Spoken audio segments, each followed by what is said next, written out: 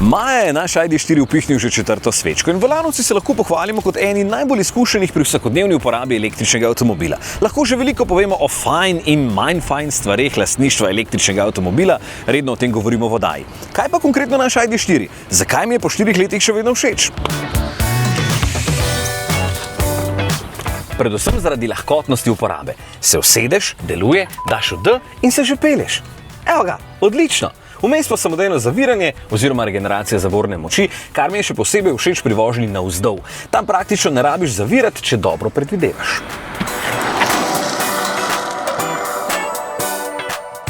Bi pa meni, ki sem doma v bloku, še predvsej bolj prav prišlo, če bi imel 22 kW polnjenje na izmeničnem toku, ker nimamo v bližini nobene hitre polnilnice in bi se potem tako baterija napolnila v dobrih 3 urah, no, tako pa se pač v 7.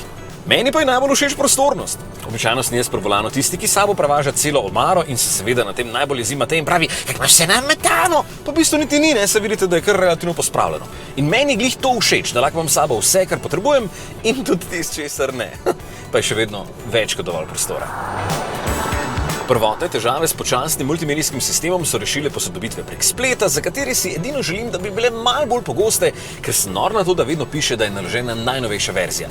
Tudi, če v resnici ni bilo praktično nič novega.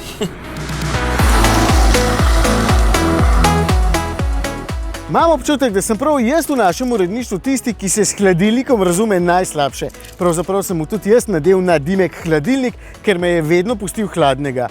Ampak razmišljam, da je to predvsem na račun najinega začetnega odnosa, ko pol stvari ni dobro delalo.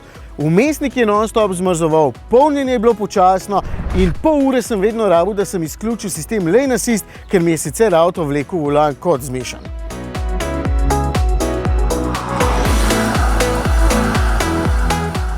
Ker zadnje čase opažam, da mi sploh ne gre več na živce in da so večino teh mojih pripomb v nekaj letih, odkar je z nami, lepo odpravili. Zdaj vse deluje, nič ne zmrzuje, polni se bolje in zapeljati je v bistvu čisto fajn. Še vedno bo zame ostal hladilnik, ker mi pri srcu vseeno ne zašpila, ko se vozim z njim, nimam pa prav zares nobene tehtne zamere več. Generično dolgočasen je, ampak vse štima. Edino ta visok rob tukaj spredaj mi ni najbolj všeč, ker je preglednost slabša in pri drugih modelih zna Volkswagen to narediti bolje.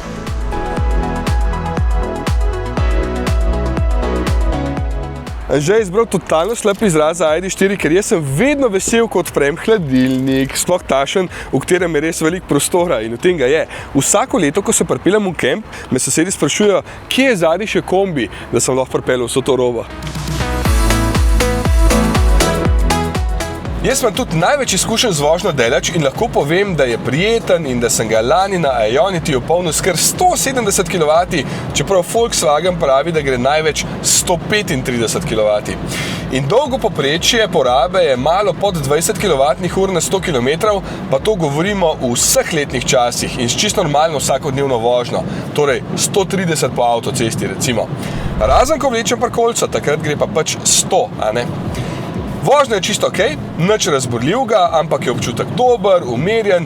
Edina stvar, ki mene moti, so pa teli gumbi, ker so toliko slabo odzivni in nerodni, da je to ugotovil celo Volkswagen in v svoje nove modele začel vračati klasične. Vse ostalo pa BP in kmalu grem z njim spet daleč na dopust.